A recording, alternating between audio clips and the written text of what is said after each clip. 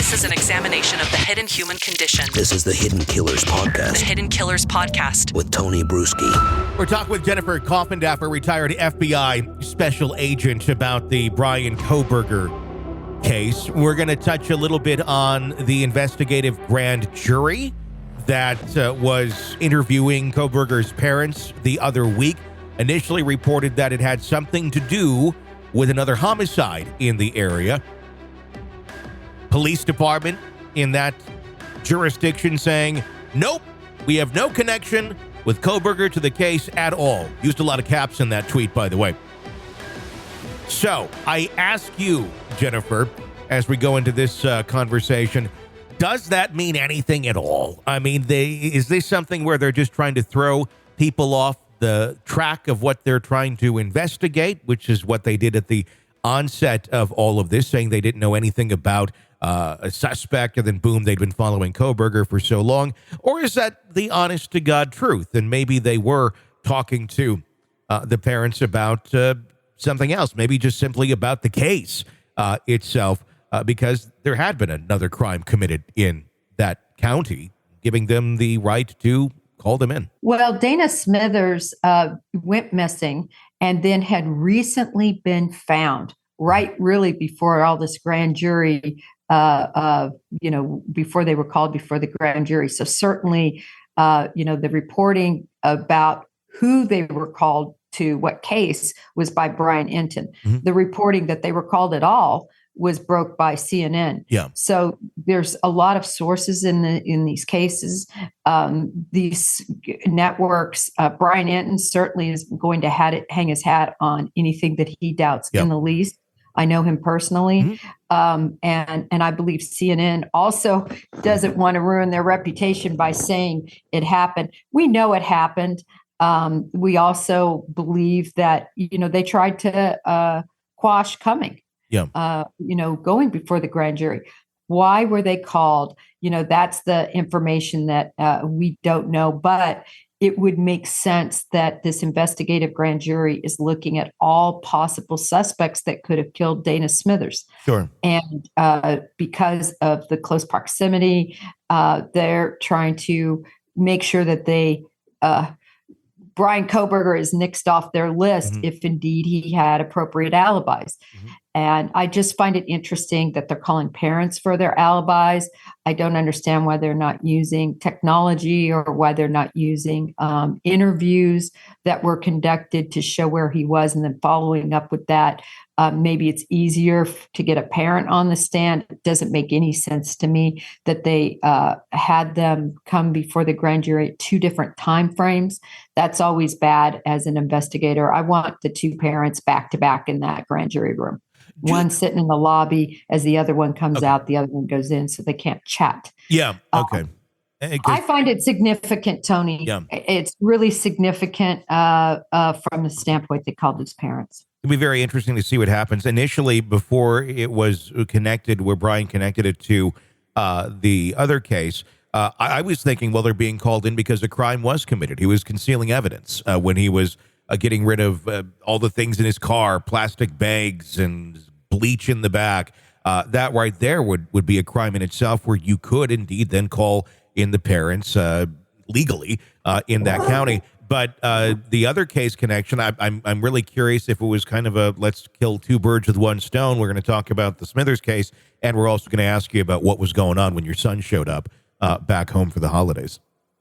Yeah, it could be that, Tony, because certainly that could be charged there if they were aiding and abetting, harboring, if there's any evidence going toward that. And the fact that they wanted to not talk about it, right? If you're parents, you want to get your son off the hook. Yeah. In terms of if you've got an alibi regarding the Smithers case.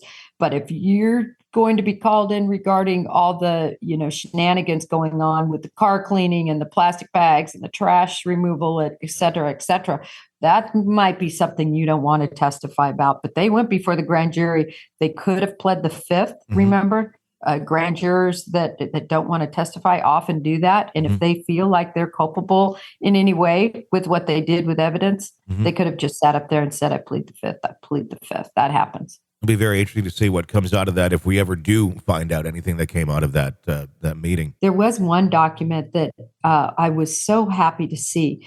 It's the Strava, and that is a program that basically documents, runners use it. Okay. And they use it to document, how far they go, how fast they run, and it keeps track of them. It's a really cool program. Sure. And back months ago, I can't remember the exact month, January, February, somewhere in my Twitter, I got a hold of one of his Stravas, Bryan Kohberger Strava. Mm-hmm. And I was so shocked because I did not know what incredible shape he's in. Now, people who are, big time runners may argue this isn't very good shape, but for, 90% of the public, I'm throwing that figure out there, for a huge percentage of the regular Joe Blow, he's running 6-minute miles.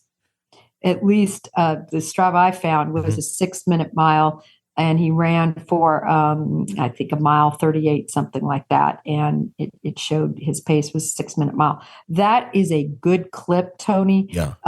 Many people can run 6-minute miles that are avid runners.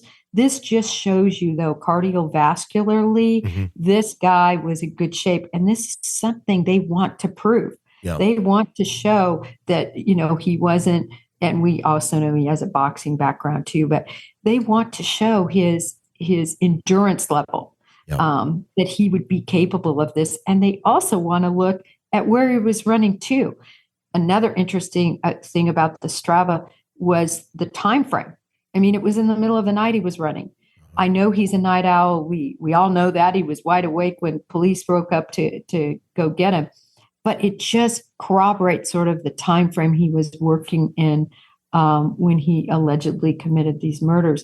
And they're going to get so much more, certainly, than I could ever find. They're going to get all his Strava reports. What will that lead them to? Very interesting, because there's a lot of criticism early on is saying, how could one person do this much damage and literally stab 4 different people in such a violent way that he did? How would you have the energy, the physical stamina to do that? And this may answer that question. Yeah, it certainly helps answer that question. And, the mind and the emotion and the adrenaline, of course, that is a huge factor behind crimes like this that are committed, even if you're not in good shape, right? But then you add to it this physicality, his height, his physical endurance, the fact that he was enjoyed boxing and things of this nature, this hand-to-hand sort of background that he had. And I would add to it that even though it's come into question how good he was at fish cutting, he was not one that had any issue working with a knife.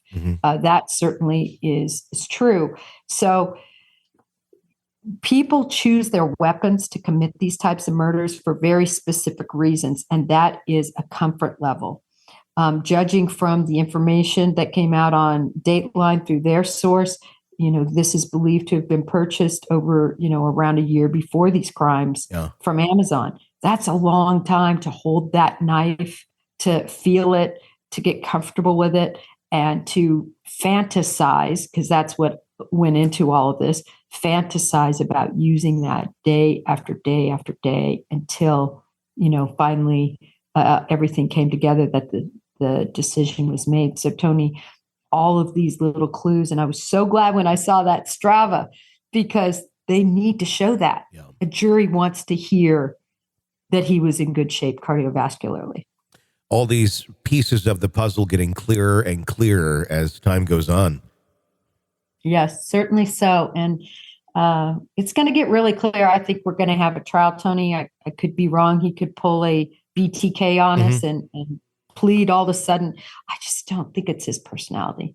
I don't think it is either. At this point, though, with this case, anything I feel is possible. I would not be surprised by any move. It's hard to predict anything here, but I agree. I think he wants the attention. I think he wants to go through the motions of it. I think that's part of what this whole thing is this fantasy to explore what it's like to be a killer.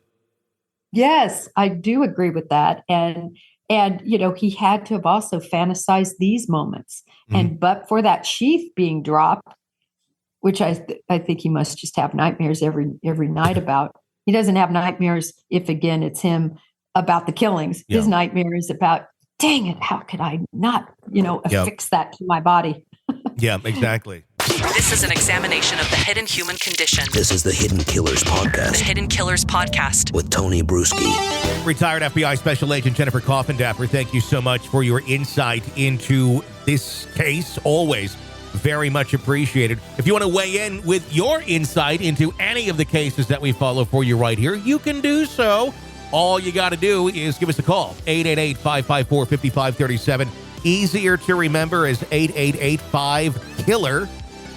And weigh in 24/7 on anything. We'd love to hear your voice and share your opinion on the program.